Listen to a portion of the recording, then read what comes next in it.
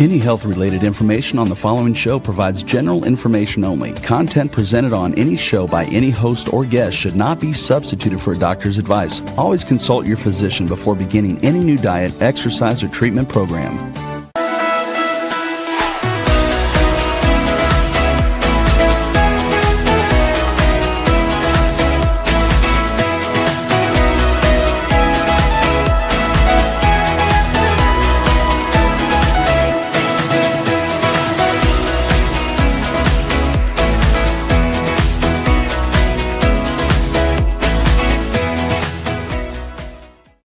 Hello, welcome to Five to Thrive Live, a podcast about thriving for those who have been affected by cancer or chronic disease.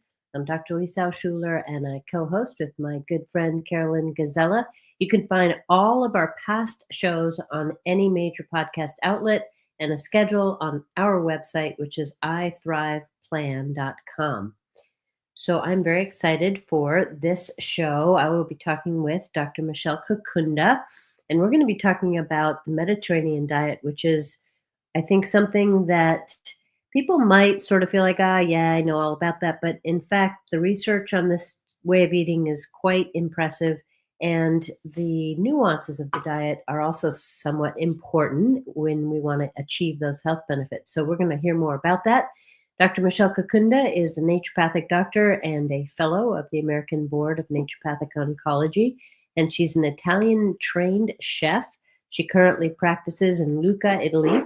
She's the founder of Mediterranean Life, LLC, which offers educational events and wellness retreats in Tuscany, which are focused on the Mediterranean diet and lifestyle.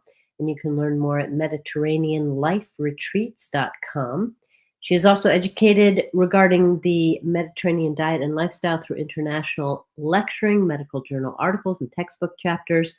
She's the past director of naturopathic medicine at Cancer Treatment Centers of America and the past president of the Oncology Association of Naturopathic Physicians. She is passionate about health and wellness and strives to improve as many lives as possible through direct patient care and education.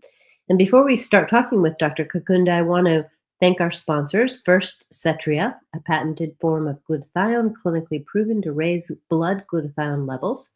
Glutathione is the master antioxidant and the body's primary defense against damaging free radicals. And you can learn more at cetriaglutathione.com.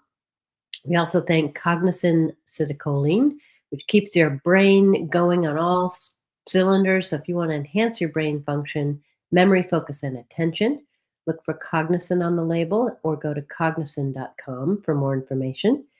We also thank ProThrivers Wellness Supplements, including ProThrivers Wellness Brain, which includes Cognizin, as well as some other brain-supporting nutrients and herbs. And you can find ProThrivers Wellness Brain online at pureformulas.com. You can also look for ProThrivers Wellness Sleep while you're there, a supplement which combines higher dose melatonin and other sleep-supporting natural ingredients, specifically designed for thrivers.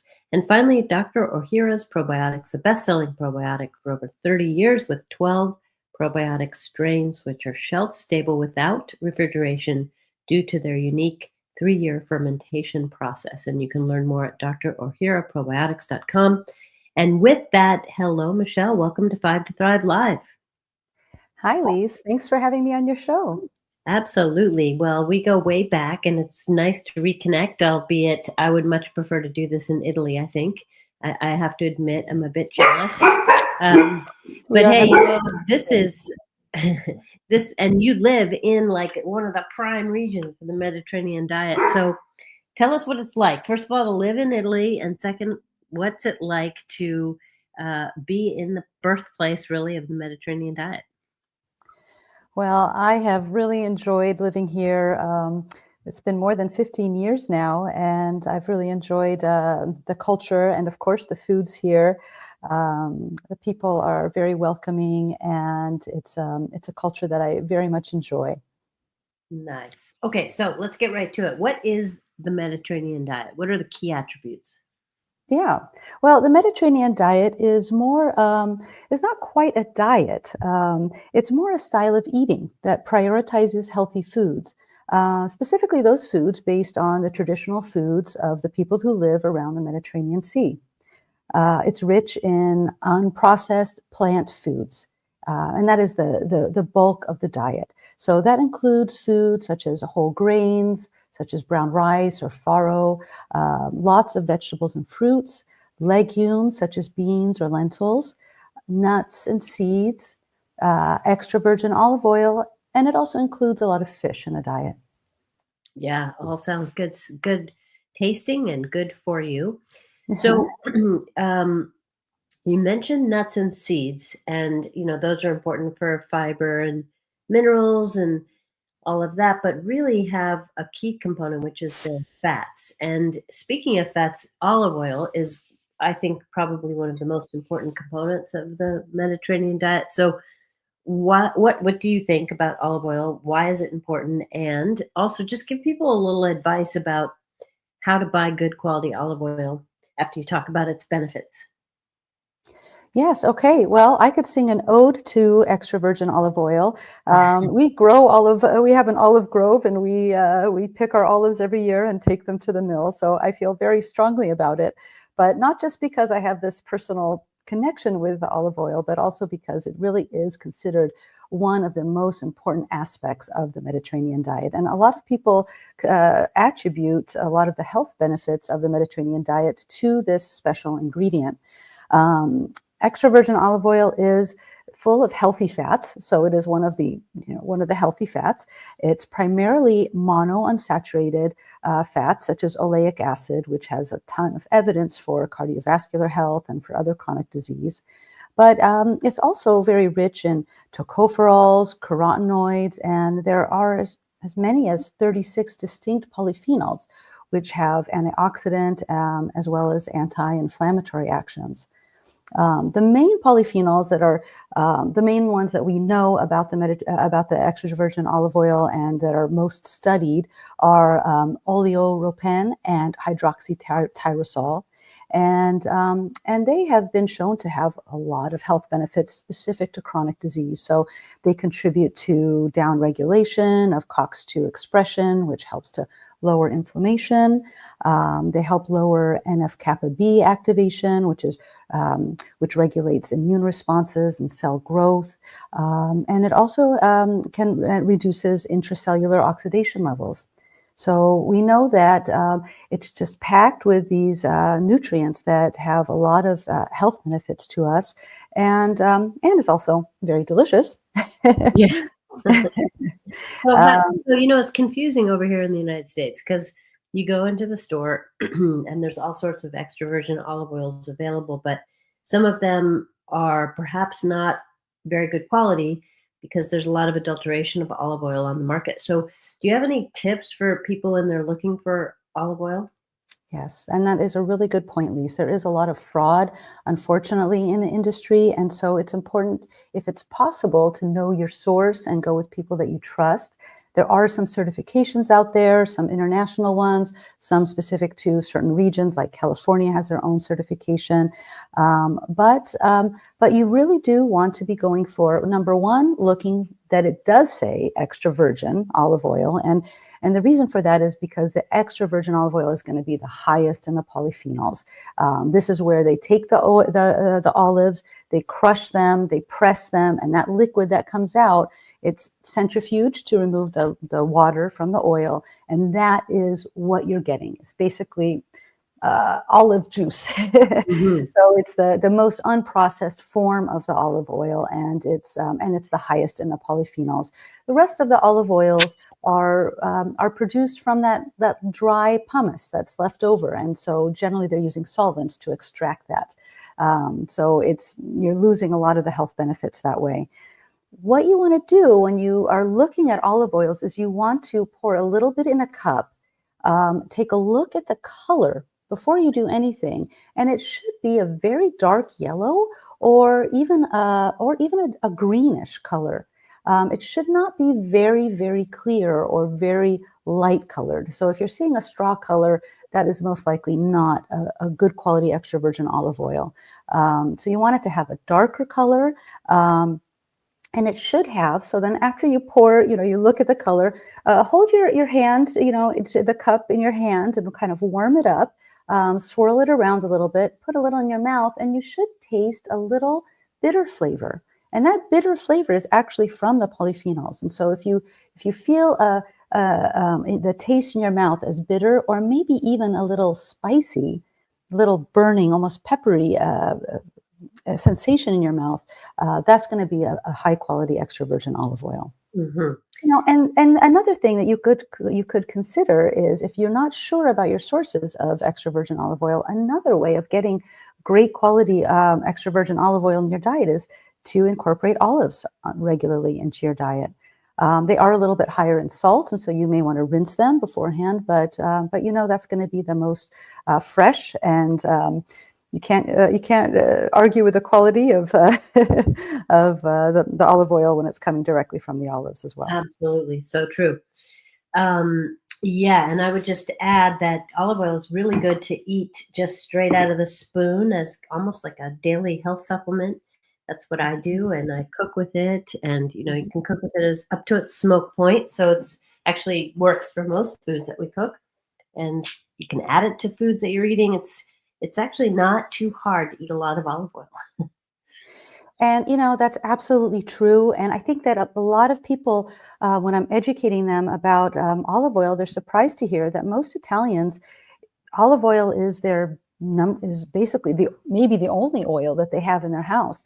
We cook with olive oil, and some people say, no, you can't cook with olive oil because of the smoke point. But the smoke point is 200 degrees Celsius. That's 390 degrees Fahrenheit. That's pretty high. So for most of your cooking, low heat, medium heat, basically anything but frying, you can use extra virgin olive oil for cooking. And then, of course, if you have a special one, save that one to drizzle over the foods after they're cooked to retain as much of the polyphenols as possible. But there have even been studies where they have heated extra virgin olive oil to 180 degrees Celsius, and which is about 350, I think, Fahrenheit, and have found that the anti-inflammatory effects that they were studying in this group of subjects, they still had the anti-inflammatory effects in their bodies. So we know that it is still beneficial, even if it is cooked with.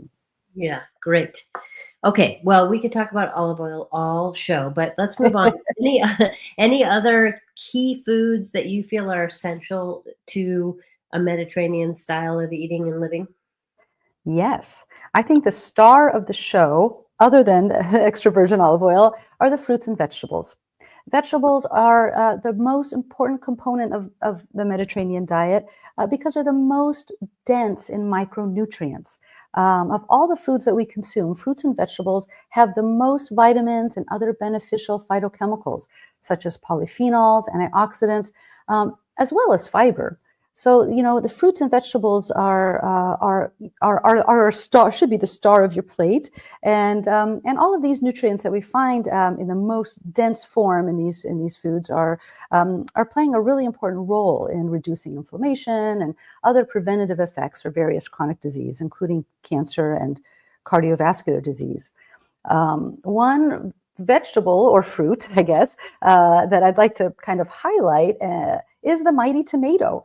It seems like a simple piece of produce, but I really do feel that the tomato-based sauces, which is one of the important components of the Mediterranean diet when you look at the specific goals that we want to follow when we're following that style of eating, those tomato-based sauces are, together with extra virgin olive oil, I think one of the most important parts of the Mediterranean diet. Tomatoes are very rich in lycopene, which has the highest antioxidant potential among all the carotenoids. And it's also one of the most widely investigated carotenoids for cancer and cardiovascular disease. So not only is it a powerful antioxidant, but it also has anti-inflammatory and as well as insulin sensitizing actions. But the thing about tomatoes is that those carotenoids, that lycopene, is fat soluble. So it's important that your tomatoes, and really all of your carotenoids, so anything with that orange-red color to it, is cooked it's better to eat them cooked. It's great to eat them raw, and that's fine too. But for incorporating it regularly into your diet, we recommend to be cooking it with some fat, and having those tomato-based sauces as part of a regular part of your diet. Cooking the tomatoes in fat aids in the absorption across the gut wall by incorporating that lycopene into these little lipid micelles, so that it's more easily absorbed, making it fat soluble.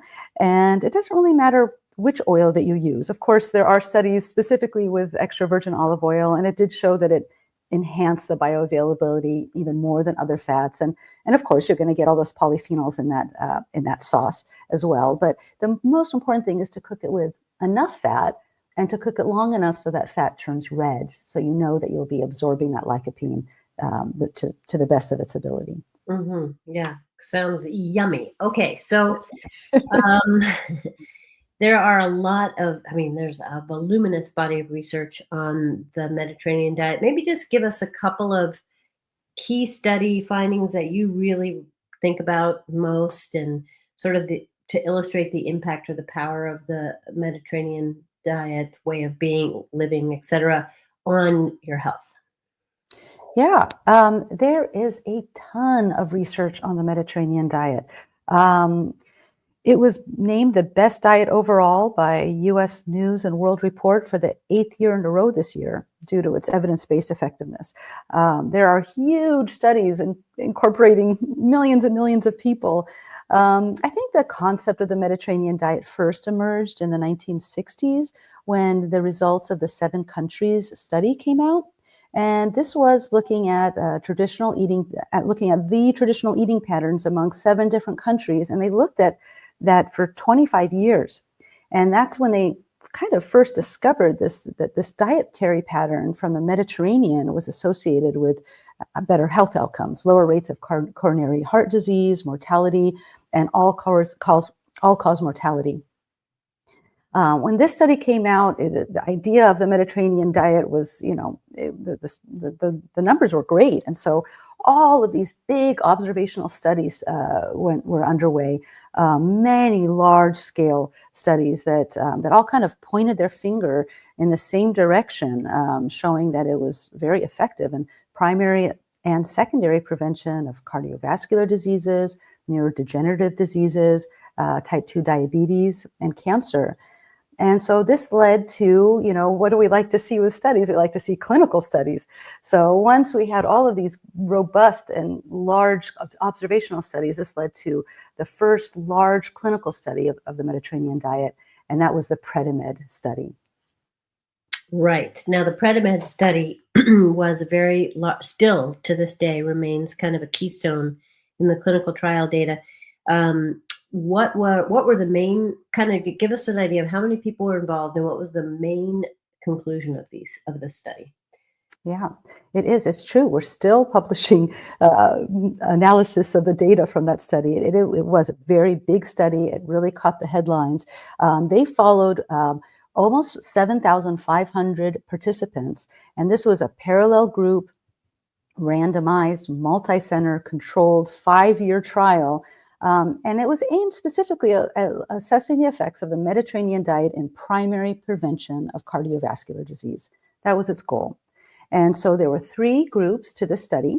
There was either a low-fat diet, a Mediterranean diet with added nuts, or a Mediterranean diet with added olive oil. And they found what they were looking for, that the cardiovascular disease was greatly reduced. The risk of combined heart attack, stroke, and death from cardiovascular disease compared to the low-fat study was reduced by about 30% in both of the Mediterranean diet groups combined. They found specifically that there was decreases in cardiovascular risk factors such as blood glucose, blood pressure, LDL cholesterol, and C-reactive protein. They also found that there was a 52% reduced risk of developing type 2 diabetes. Mm-hmm. Excuse me. No worries. Let you catch your breath for a second there. And I just want to comment as you're catching your breath that the three groups are really important because the low-fat diet was at the time considered to be the best way to reduce your risk of heart disease. But as we have since discovered, a low-fat diet sometimes becomes very carbohydrate heavy and not necessarily healthy carbohydrates, like a lot of simple carbohydrates, and is actually now considered to be somewhat pro-inflammatory and pro-diabetic because it increases insulin resistance and can even increase blood sugar levels. So that was another sort of secondary track from this study. But back to the Mediterranean component. Yeah, that's a good point. They had another little surprise with this predicament. Excuse me. We are in full spring here, and the pollens have been wreaking havoc with my allergies. Yeah, gotcha.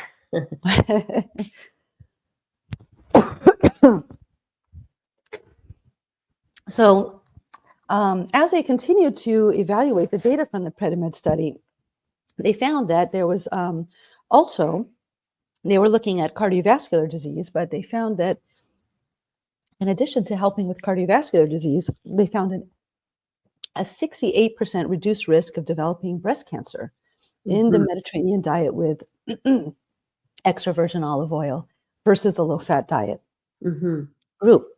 And for both med diet groups combined, there was about a 51% decreased risk. Yeah, I mean, those numbers are really astounding. You know, if there was a drug that was out that was available for that kind of thing, that would be a best-selling drug. But I think that all those findings in just 5 years, mind you, from a diet is pretty amazing. That's true. This data on the breast cancer was published in JAMA, the Journal of the American Medical Association, and their conclusion was that this is the first randomized trial finding an effect of a long-term dietary intervention on breast cancer incidence. I think that was a pretty strong conclusion there on their part. Absolutely, and it is still the diet that I recommend first and foremost for my patients with a history of breast cancer. So I want to just challenge you a little bit in our few minutes remaining. You mentioned earlier that it's not just a diet, it's really a lifestyle. And I think that's a very important point. And I don't want that to go uncommented on because the Mediterranean way of living has a lot of other components that contribute really well, or importantly, I should say, to the benefits. Now, this Predimed study didn't necessarily include all of that, but can you just speak a little bit about the Mediterranean lifestyle? Absolutely. And I do think that the diet does go hand in hand with the lifestyle. There some people, there are studies showing that even just the diet itself, not in the Mediterranean, studies in the States still show those good health benefits. So it can be separated, and we do know just the diet itself is very effective. But I do feel, having lived here and experienced the lifestyle, that it is very beneficial for a sense of well-being. And actually, in the PredMed study, you mentioned that they didn't really look at that, but they did actually recommend to the participants that they eat their meals seated at the table for at least 20 minutes. And I think that is something that is so important, is for us to remember that food is a pleasure, one of the joys of our life, and it should be that. And so that when we are enjoying our meals, that we take a moment, we make it a sacred event in our day, that we check our responsibilities and our worries at the door, and we sit down either in peace or in companionship with people around us to sit down and enjoy our meal and give ourselves that pause in the day to relax and not think of anything else. Absolutely. Well, gosh, that's a fantastic and important thought. I mean, I think we're fast approaching a time when I think we're going to recognize just how critical stress and the busyness of our lives underlies so much of our ill health. And this is a beautiful way to combine good food with relaxation and just mindfulness. So, any final thoughts that you would like to leave with our listeners? Yes, I think that there is, um, you know, it is very easy. It's very easy to incorporate the Mediterranean diet, this way of eating, into our lives. And I really encourage people to find ways to just start by adding foods into their diet rather than worrying about what foods am I not supposed to eat, really focusing more on which foods can I incorporate that are going to increase the nutrients of the food that I ate today. Mhm. Start by introducing one at a time. 1 week, introduce um, complex carbohydrates, replacing your simple carbs with complex carbs. Um, Little simple steps like that. Replace all the oils in your house with extra virgin olive oil if you're able to do that, except for maybe keep your avocado oil for frying if you do that sometimes. But and also I want to say just think about not only adding foods into your diet, but adding to your foods. So if you're making a pot of rice, use that as an opportunity for increasing more nutrients in your diet by adding to that. So adding some tomato concentrate with some extra virgin olive oil, maybe a garlic clove. One thing I like to add to foods that really, now you guys will like this, it's a great way of packing in a bunch more phytochemicals and antioxidants and flavor, is to add herbs. Anything that you've cooked, when it's finished cooking and you're about to serve it, go to your herb garden and grab a handful of any of your favorite herbs or all of them, chop them up roughly and mix them into the foods. Or if you don't have an herb garden, dried herbs work just fine too. Adding in a little extra phytochemicals into your meal. So always think about just adding. Don't worry so much about taking away. Yeah, great advice. Well, Dr. Dr. Qaqundah, thank you for joining us tonight. It's been really a good show and really just wonderful to hear your passion for the Mediterranean diet. And I'm so glad that you're doing all you can to educate people about it. How do people find out more about you and your wellness retreats? They can go to our website at www.mediterraneanliferetreats.com, or they can find us on Facebook at Mediterranean Life Retreats. Fantastic. Well, that wraps up this episode of Five Drive Live. We thank our sponsors, Cetriaglutathione, the superior anti-glutathione to support liver and immune health, Cognizin Citicoline to help enhance memory, focus, and attention, Dr. Ohhira's Probiotics, award-winning pre- and probiotic formulas, and Pro Thrivers Wellness Supplements designed specifically for thrivers. Thank you for joining us. May you experience joy, laughter, and love. It's time to thrive, everyone.